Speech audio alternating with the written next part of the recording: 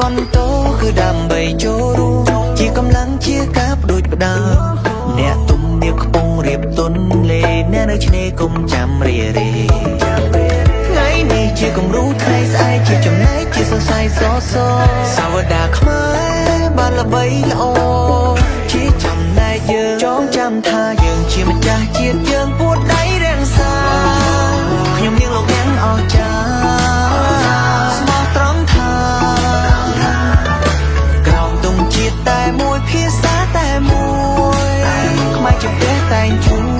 យស្គមថតសុខមកយើងគឺជាគ្រួសារ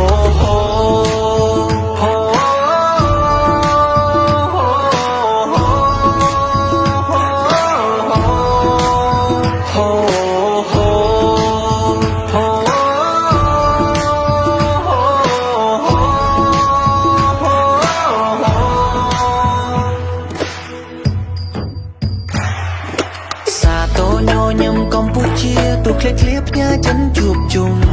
កាត់តិចជើងត្បូងមិនសមងំយើងអបអរសាទរកម្ពុជាញញឹមជាមួយផងសាងអនុសាសន៍ធ្លាប់ព